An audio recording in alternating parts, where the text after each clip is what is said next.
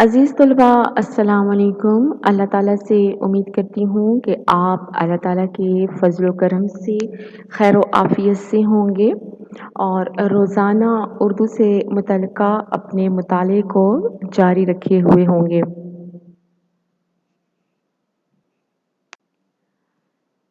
عزیز طلبہ، جیسا کہ آپ جانتے ہیں کہ ہم نے اپنے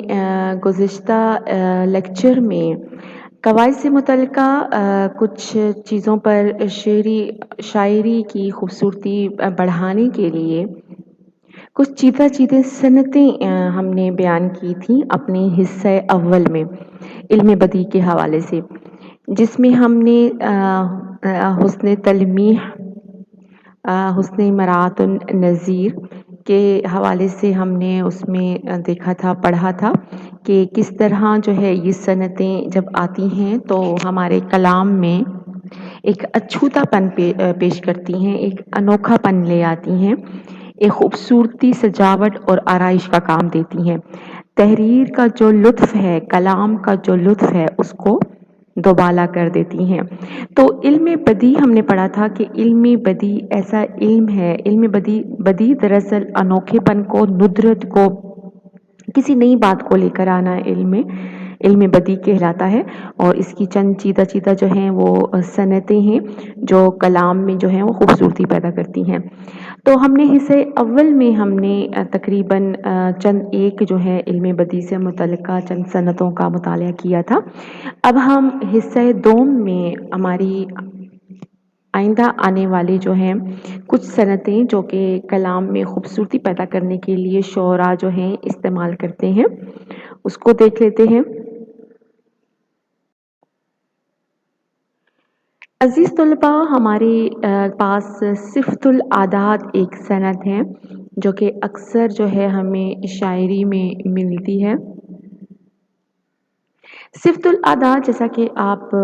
دیکھ رہے ہیں نام سے ہی کہ کلام میں عادات کا ذکر کرنا، ٹھیک ہے، کلام میں عادات کا ذکر کرنا خواہ ترتیب سے ہو یا بے ترتیب ہو، کلام میں عادات کا ذکر کرنا خواہ ترتیب سے ہو یا بے ترتیب ہو صفت العادات کہلاتا ہے۔ یعنی کہ ضروری نہیں ہے کہ 1 2 3 ترتیب ہو، 10 9 8 بے ترتیب بھی ہو سکتی ہے کلام میں۔ تو کسی عادات کا ذکر کرنا جو ہے وہ کلام میں صفت العادات کہلاتا ہے۔ اب یہاں دیکھیے بہت مشہور شعر ہے، عمر دراز مانگ کے لائے تھے 4 دن، 2 آرزو میں کٹ گئے 2 انتظار میں۔ تو یہاں 4 کا عدد استعمال ہوا، یہاں 2 کا عدد استعمال ہوا۔ تو یہ جو ہے عادات استعمال ہو رہے ہیں شاعری میں، تو ہم اس صنعت کو صفت العادات کہیں گے، ٹھیک ہے۔ آگے چلتے ہیں اور دیکھتے ہیں کہ اگلی صنعت جو ہے وہ کس حوالے سے ہے۔ عزیز طلبہ، ہمارے پاس بہت زیادہ جو شاعری میں استعمال ہونے والی جو صنعت ہے وہ حسن تعلیل ہے۔ حسن تعلیل کسے کہا جاتا ہے اور یہ کلام میں کتنی خوبصورتی کو بڑھاتی ہے، کتنی اضافہ کرتی ہے، لطف پیدا کرتی ہے کلام میں۔ حسن تعلیل کلام میں کسی بات کی کوئی ایسی وجہ بیان کرنا جو در حقیقت اس کی وجہ نہ ہو، لیکن کلام میں خوبصورتی پیدا کرتی ہو، ٹھیک ہے۔ یعنی کہ شاعری میں کوئی ایسی بات بیان کرنا جو اصل میں اس کی وجہ نہ ہو، لیکن صرف بات میں خوبصورتی اور وزن پیدا کرنے کے لیے اس کی وہ وجہ بیان کی جا رہی ہو، ٹھیک ہے۔ تو جیسے یہاں پر ہے، جب کربلا میں داخلہ شہدی ہوا، دشت بلا نمونہ خلد بری ہوا۔ اب یہاں پر ہم دیکھتے ہیں تو یہ ایک مرثیے کا شعر ہے، اور یہاں پہ کہا جا رہا ہے کہ جب کربلا کے میدان میں حضرت امام حسین داخل ہوئے تو وہ جو ریگستان تھا، وہ جو دشت تھا، وہ جو صحرا تھا، وہ میدان تھا، وہ جو ہے وہ خلد بری، ایک جنت بری یعنی کہ جنت کا نمونہ پیش کرنے لگا۔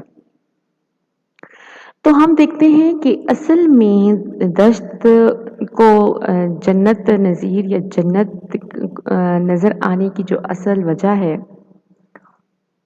وہ حضرت امام حسین کا داخلہ نہیں ہے، لیکن ایک کلام میں خوبصورتی بڑھانے کے لیے ایک میدان بھی جو ہے وہ جنت کا سا منظر پیش کر رہا ہے، یہ کلام میں خوبصورتی پیدا کرنے کے لیے جو ہے یہاں پر اس کا استعمال ہوا ہے۔ جیسے عام الفاظ میں آپ دیکھیں تو ہم کہتے ہیں کہ اس قدر غم ہوئے کہ آسمان بھی میرے ساتھ رو پڑا جب بارش ہو رہی ہوتی ہے، تو ہم کہتے ہیں کہ اس قدر غم دیکھ کر یا میرے غم دیکھ کر آسمان بھی رو پڑا۔ تو آسمان سے تو دراصل بارش ہو رہی ہوتی ہے، اصل اس کی جو وجہ ہے وہ اس کا شاعر کے کہنے کی وجہ اصل جو ہے وہ اس کا غم نہیں ہوتا۔ آسمان سے بارش جو ہے وہ ایک قدرتی نظام ہے، لیکن شاعر نے اس میں خوبصورتی پیدا کرنے کے لیے جو اصل وجہ نہیں ہے بارش ہونے کی، لیکن یہاں پر جو ہے وہ مصنفین یا شعراء اس میں خوبصورتی پیدا کرنے کے لیے ایسی جو ہیں وہ صنعتیں یا ایسی ترکیبیں بیان کرتے ہیں۔ اسی طرح ہمارے پاس ایک صنعت ہے حسن تضمین، صنعت تضمین جسے کہتے ہیں۔ حسن تضمین میں کسی شاعر کے ایک مصرے پر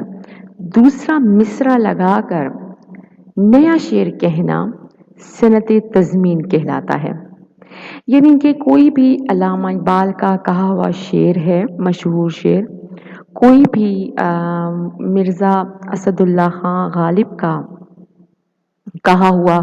شعر ہے، تو اس شعر کے کسی ایک مصرے کو کوئی بھی شاعر جو ہے وہ اٹھا کر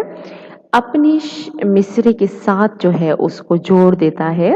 اپنے کلام میں خوبصورتی یا اس کی مزید وضاحت کے لیے، یا بعض اوقات کسی مزاحیہ نظم میں بھی ہمیں جا بجا یہ جو ہے یہ صنعت ملتی ہے۔ تو کسی بھی گزشتہ شاعر کی کسی ایک شاعری میں سے کسی ایک مصرے کو اٹھا کے اپنے کہے ہوئے اپنے لکھے ہوئے کسی ایک مصرے کے ساتھ لگا دینا اور یوں ایک نیا شعر جو ہے اس کو بنا دینا،